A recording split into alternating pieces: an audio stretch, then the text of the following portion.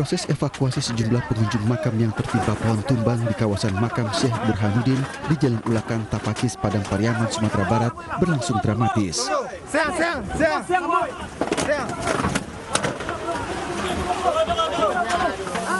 Petugas dan sejumlah warga yang turut membantu panik karena secara tiba-tiba pohon menimpa 10 warung yang ada di lokasi.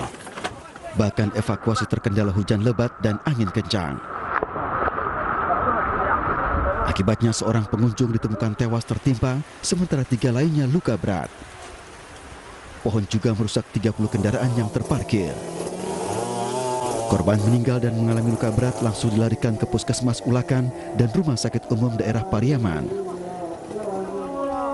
Banyaknya korban pohon tumbang yang terjadi bertepatan dengan acara ziarah Basapa, sehingga banyak pengunjung yang datang ke kawasan makam Syekh Burhanuddin.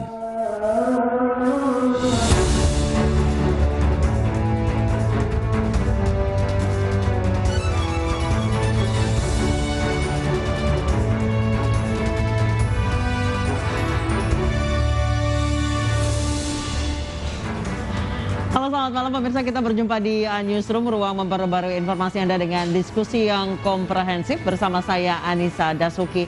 Pemirsa, 7 anak terjebak banjir bandang saat bermain di Sungai Kota Padang, Sumatera Barat.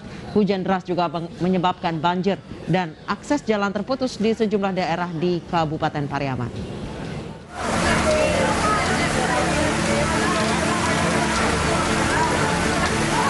Tim SAR dan TNI Polri Kota Padang, Sumatera Barat mengevakuasi 7 anak yang terjebak di gundukan tanah tengah sungai akibat banjir bandang. Evakuasi cukup sulit karena hujan deras masih turun. Satu persatu anak berhasil diselamatkan petugas. Tiba-tiba itu air besar datang sehingga mereka terlandar di suatu pinggiran sungai yang terbentuk jadi delta kayak pulau, sehingga mereka tidak bisa kembali lagi ke seberang. Selain Kota Padang, hujan deras juga mengguyur Kabupaten Padang Pariaman hingga menyebabkan banjir. Ratusan rumah, puskesmas tergenang air. Jumlah akses jalan juga terputus. Selain banjir, angin kencang dan hujan deras juga menyebabkan sejumlah pohon tumbang dan tanah longsor. Sementara itu, 7 jenazah korban longsor di Nagari Pasia Laweh, Kecamatan Lubuk Alung, Padang Pariaman, Sumatera Barat berhasil dievakuasi. Tim gabungan dibantu masyarakat berhasil mengevakuasi jenazah korban longsor. Seluruh korban yang berjumlah 7 orang ini ditemukan dalam kondisi tidak bernyawa. Mereka ditemukan di bawah tumpukan material tanah dan reruntuhan rumah. Dalam musibah ini 3 rumah warga hancur tertimbun longsor. Sementara itu petugas gabungan masih membersihkan sisa-sisa material longsor.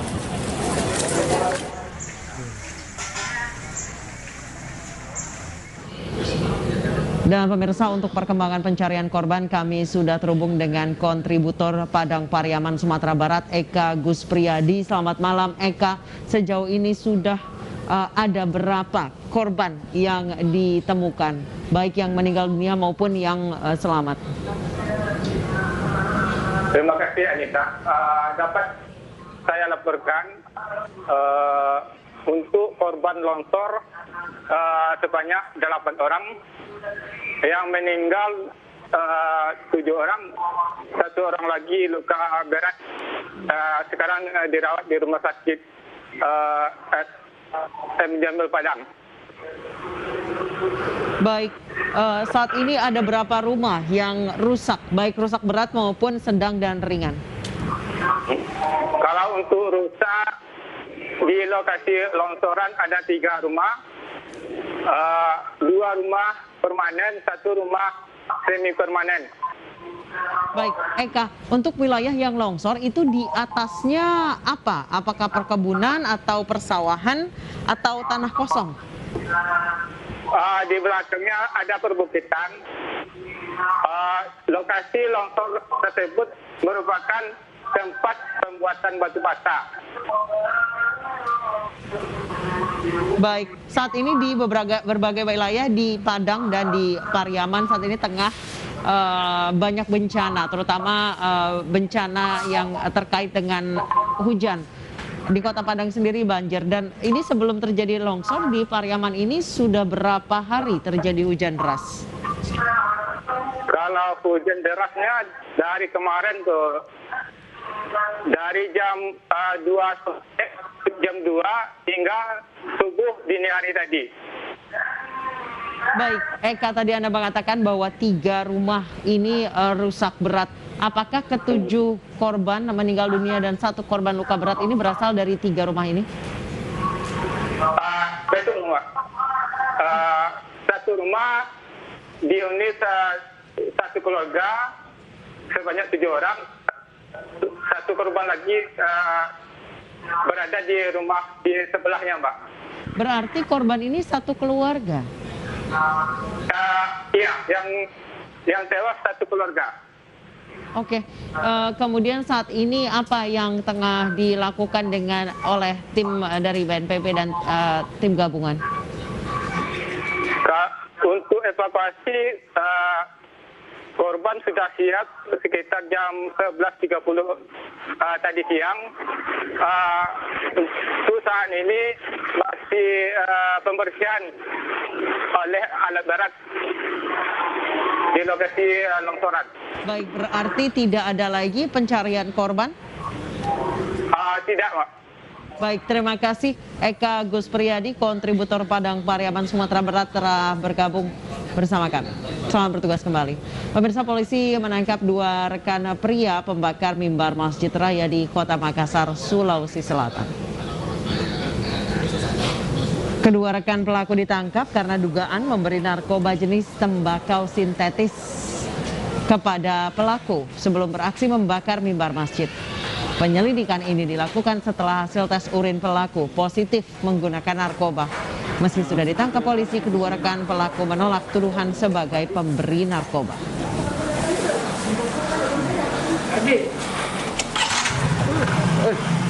Turun.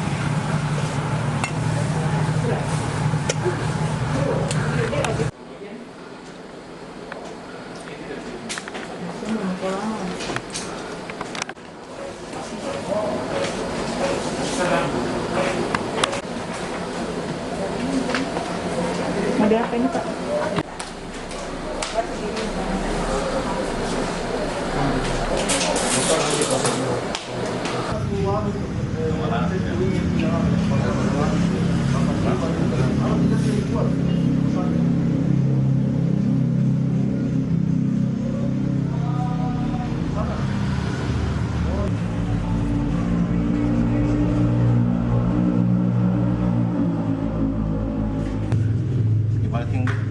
Ya, Di mana tinggal?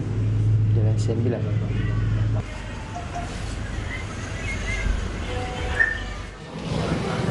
Kami sudah terhubung dengan Kompol Jamal Fatur, Kasat Reskrim Polrestabes Makassar terkait kasus pembakaran mimbar masjid. Ini ada 2 orang lagi yang ditangkap, yaitu rekan dari pelaku utama. Selamat malam, Pak Jamal.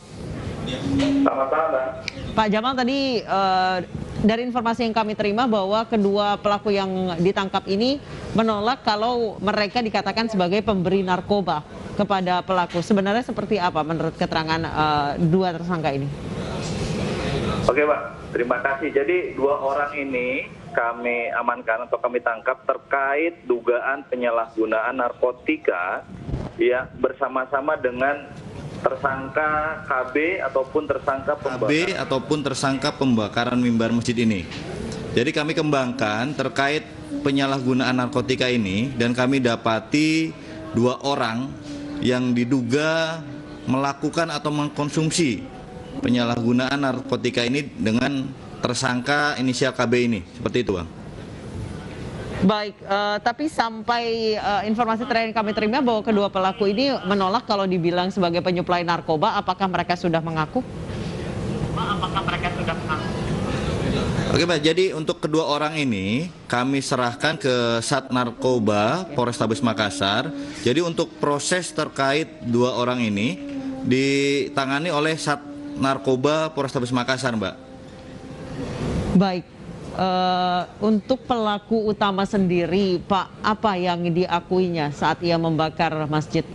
Apa alasannya membakar mimbar masjid?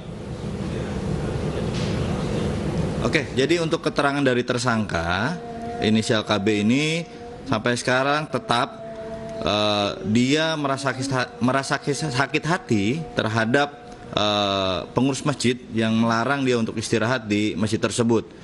Adapun terkait dugaan adanya gangguan kejiwaan ataupun penyalahgunaan narkoba ini yang sedang kami telusuri sampai sekarang. Baik, kabarnya kepolisian akan melakukan tes kejiwaan terhadap pelaku. Apakah memang ada tanda-tanda bahwa pelaku mengalami mental health atau mental issue? Ya, jadi terkait itu semua, kami sudah koordinasi dengan beberapa instansi terkait. Ada Lapor Polda Sulsel, ada juga Polda Sulsel terkait psikologinya, dan ada juga Rumah Sakit Bayangkara. Jadi kami melakukan tes terhadap penyalahgunaan narkotikanya dengan mengambil sampel darah dan rambut, serta kami juga melakukan tes psikologi di Polda Sulsel, dan kami juga melakukan tes kejiwaan di Rumah Sakit Bayangkara Polda Sulsel. Baik, sejauh ini dari hasil tes kejiwaan dan asesmennya seperti apa, Pak?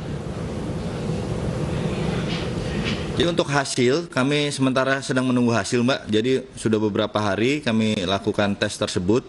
Kami sedang menunggu hasil dari semua tes yang dilakukan terhadap tersangka KB ini. Baik, kalau misalnya dilihat dari proses interogasi, apakah memang pelaku ini bisa konsisten menjawab atau jawabannya berubah-berubah? Jadi memang diawali waktu keterangan awal, tersangka ini inkonsistensi untuk melakukan menjawab pertanyaan. Namun alhamdulillah dengan keteguhan penyidik dan dengan keadaan yang tenang, pelaku ini ataupun tersangka ini sudah bisa menjawab semua pertanyaan dari penyidik yang ditanyakan terhadap tersangka ini. Apakah ada dugaan pelaku ini masih di bawah pengaruh narkoba pada saat diinterogasi pertama kali, Pak? Terkait itu, Mbak, makanya kami dari penyidik Polrestabes Makassar melakukan beberapa tes khususnya narkotika terhadap tersangka ini agar dapat menguatkan tersangka ini melakukan ataupun mengkonsumsi narkotika, seperti itu, Mbak. Baik, kalau dari latar belakang tersangka sendiri itu sebenarnya siapa? Apakah ia warga di situ yang memang sering beristirahat di masjid tapi kemudian sering diusir oleh pengurus masjid karena tidur di situ, atau pekerjaannya sebagai apa, sehari-harinya sebagai apa, Pak?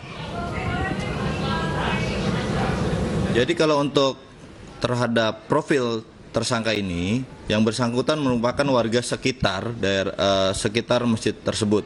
Untuk pekerjaan memang tersangka tersebut tidak ada pekerjaan tetapnya, namun memang kadang-kadang dia menjadi petugas parkir liar di daerah ataupun warkop daerah sekitaran masjid tersebut.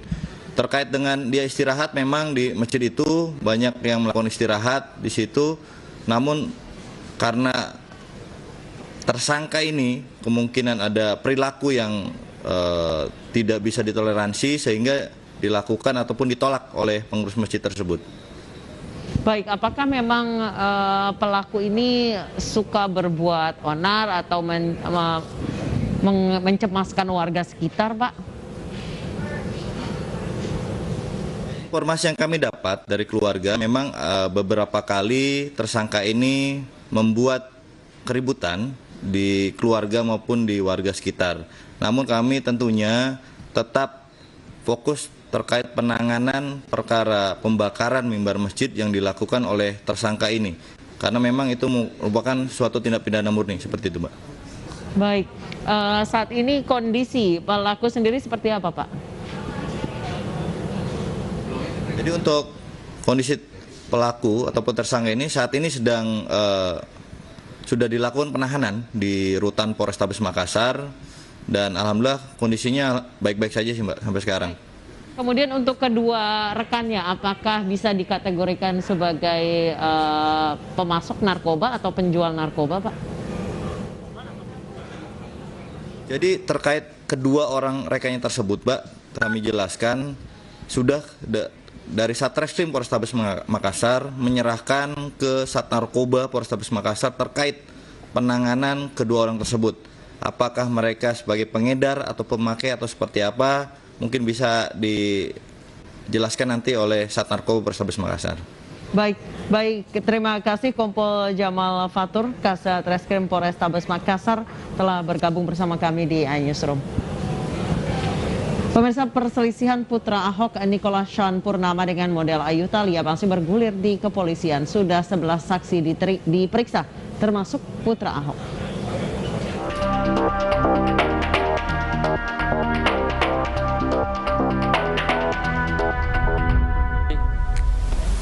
Polisi akhirnya buka suara soal laporan model Ayu Thalia ke putra Ahok, Nicholas Sean Purnama, terkait dugaan penganiayaan. 11 saksi sudah diperiksa. Ke depan, polisi akan memeriksa CCTV untuk memperkuat dugaan penganiayaan. Untuk kasus ini, baik putra Ahok dan model Ayu Thalia saling melaporkan. Ayu melaporkan anak Ahok ke Polsek Penjaringan karena dugaan penganiayaan. Sementara putra Ahok melaporkan Ayu ke Polres Jakarta Utara atas dugaan pencemaran nama baik. Saat ini kita sedang memeriksa saksi-saksi, kita lengkapi saksi-saksinya, kemudian nanti kalau misalkan sudah lengkap semua baru kita hadirkan untuk terlapornya. Ya, yang terlapornya kan di sini AT, yang diproses di Polres Jakarta Utara. Sementara yang di Polsek Penjaringan pelapornya AT, nah yang dilaporkan atau terlapor adalah NSE. Polisi Polsek Penjaringan mengaku sudah memeriksa putra Ahok setelah model Ayu Thalia melaporkannya karena didorong dari dalam mobil hingga terluka. Putra Ahok menolak tuduhan dan mengatakan Ayu bukan didorong melainkan terjatuh. Pemirsa, 30 September 2021 menjadi hari terakhir bagi 58 pegawai KPK yang tidak lulus tes wawasan kebangsaan. Kami akan membahasnya secara komprehensif usai jeda.